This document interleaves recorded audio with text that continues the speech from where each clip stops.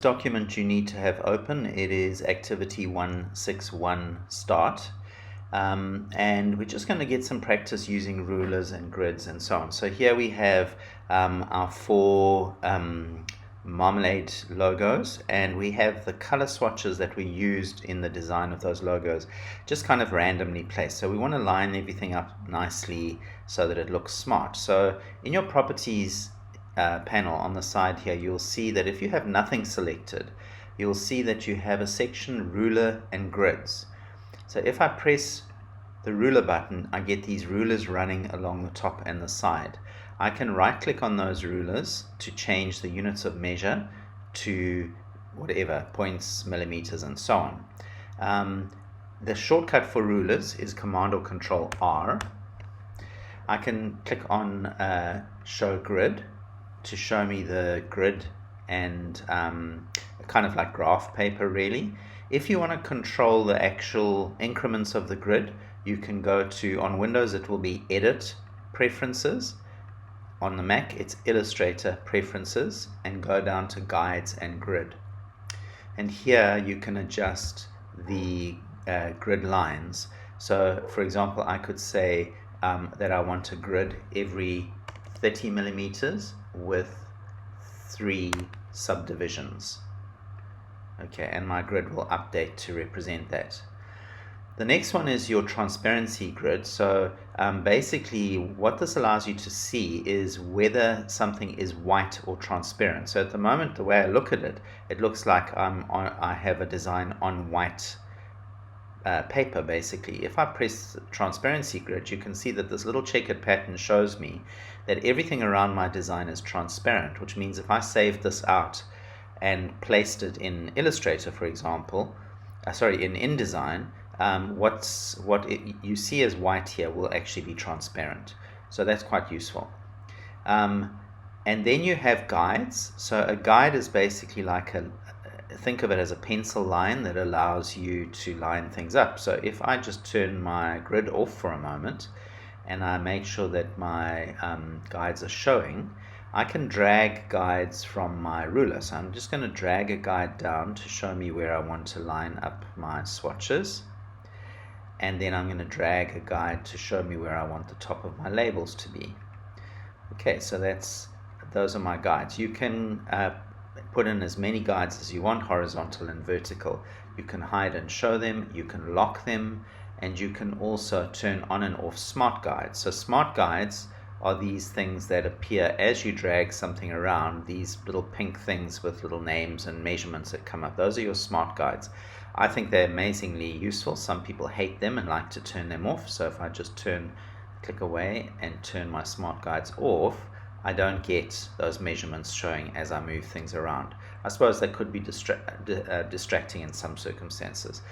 All right, so let's just use the tools that we have to make everything look smart here. So I've got my rulers on. I'm going to put my grid on. I've changed the increments to 30 with 3 subdivisions.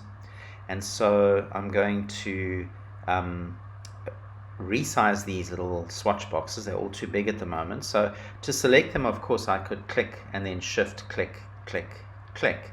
But that's going to take me a long time. It's also quite difficult for me to drag over them because I'm also going to connect with some of the labels as well. So there is this Lasso tool here, which allows me to actually draw a selection shape around what I want selected. So I'm going to lasso everything that I want selected. Okay, and then, oh, I think I lost that selection. Let me just go the other way. I must have clicked away.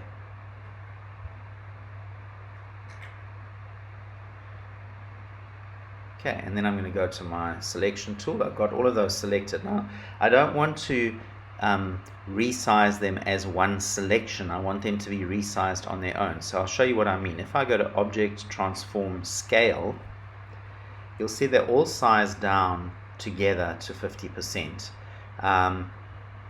I want them to resize around themselves, not around the whole selection. So I'm going to cancel that, and instead I'm going to go Object, Transform, Transform Each. And you'll see I've set it to a horizontal and vertical scale of 50 and 50, and each one of them goes, it resizes to 50% of its original, but where it was in that position. Press OK. Alright, so now I can start preparing these. So I'm going to select just the orange swatches, and I'm going to go to my Align Properties in my Properties panel, and I'm going to choose Align to Key Object, and I'm going to click on the first swatch, and then I'm going to say Vertical Align Top, and then I'm going to go to the three little dots to open up the rest of the Align panel, and I'm going to set the spacing to 2 millimeters and click on Horizontal Distribute Spacing. And then I'm going to group them. So I'm going to Object, Group. Okay, I'll do the same for this one. Select, Align to Key Object, click on the first swatch, Top, three dots, Distribute. And then to dismiss this here, I can just click back here and then Command or Control G to group. Let me get these ones. I don't want to get this label as well, so I'm going to do it in two selection boxes, holding Shift. Then Key Object is the top one, Top, Distribute. Oh, I missed one there. Let me just undo that. Okay, get that one as well, and then Top, Distribute, Close, Command or Control G. I'll just move that down here, and then the last one, again Key Object, set it, Top, Distribute, 2 millimeters, Close, Command or Control G. So now I have all my little swatches done. I can now make sure that if nothing is selected, that I have my snap options. I'm going to say snap to grid, turn that on. So now when I drag this around, it's actually snapping to this grid. So I'm going to take it to that guideline there and snap it onto, in fact I want it to snap to the guide, so I'm going to turn the grid off, and I'm going to say snap snap to point and turn grid off, and now it should snap to the guide. Yeah, there we go. Okay, and I'm going to turn my grid on and snap it up against that edge there.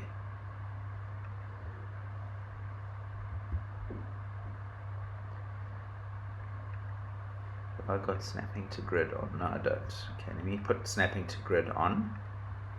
And actually, I'm just going to turn my guides off because the grid and the guides are fighting with each other here. Let's just use the grid. So, grab this, and okay, I need to change so that I'm not snapping to points, I'm only snapping to grid. That's better. Okay, and I'm going to go here, and I'm going to leave one grid box out, and then snap, and another one there. Okay, so those are all lined up nicely. Now I can take my logo, my labels, and I'm going to snap them in here.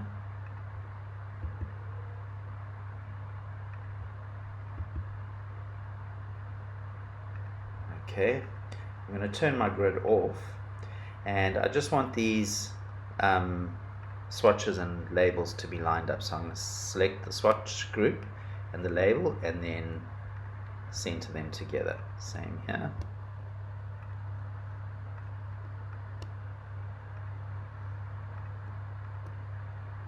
And same there. Okay, so I probably made that a little bit more work than it should be, but you get the idea that you can use your rulers and grids, your guides, and your snap options in your properties panel to help you with lining things up, and then of course you have align options that allow you to make sure that things are distributed and lined up evenly. You also need to be aware of is some of your different views. So this view that you're looking at the moment is the standard view in Illustrator, and if I go to my view menu, it is called Preview, and it toggles between Preview and Outline mode. So see the shortcut here, Command or Control Y. If I choose that Outline, can you see I'm now looking at my artwork in just outlines?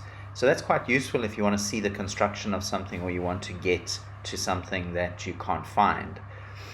I find that usually what happens, and it's often a question I get asked, is that someone who's used to using Microsoft products is used to the fact that in something like Microsoft Word, Control Z is undo and Control Y is redo. So in Illustrator, Control or Command Z is undo, and Shift Control or Command Z is redo. So what happens with someone who's used to using Word is that when they want to redo something, they press Control or Command Y, and they end up in outline mode, and they think that they've broken it. So just remember that if you end up looking at this, the first thing you need to do is go to View Preview mode. Okay, so I just want to zoom into one of these logos here. So you'll see that there's some other views here. You have Overprint Preview. So overprinting is a printing technique where you choose for certain colors to print on top of other colors to create a brand new color. And so here, this sort of kiwi fruit green, if I wanted that color to overprint, I'm just going to make sure that Overprint Preview is off at the moment, and I'm going to double click to isolate, double click, so that I've isolated that artwork on its own. So that's the value of isolation mode, is I can dig into something and isolate it. I'm going to go to Window, Attributes, and I'm going to say Overprint, Fill. Then I'm going to double click away to exit isolation mode and close that. So now nothing has changed, but if I change my view to Overprint Preview, can you see now this is a totally different color? So this is the color that I would get if I printed that lime green on top of this kind of toffee color. It gives me a whole new color. So Overprint Preview gives you the ability to see the results of that.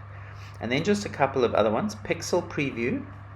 If these labels were going to end up as images, raster images, let's say for a web site, what are they going to look like as pixels? So if I go to Pixel Preview and then I zoom in, you can actually see the pixels now. So you can see maybe I should make them bigger in order for them to look good on a website. So Pixel Preview is just what are they going to look like as raster graphics. And then Trim View is if I've got artwork that goes off the page. So for example, if I have something in the background like this, let me just send it to the back, and let's change the opacity. So I've got some sort of background graphic going on there. So I don't like the fact that it spills over into the background. So if I go to Trim View, it actually shows me that artboard without the artwork that spills over. So I don't have to go to all the trouble of actually trimming it, although I would do that anyway. Okay, so that's we've covered the rulers, the grids, the guides, snap options, isolation mode, and your viewing options: preview, outline, overprint preview, pixel preview, and trim view. I hope you've enjoyed this video. Please subscribe to my YouTube channel and see you next time.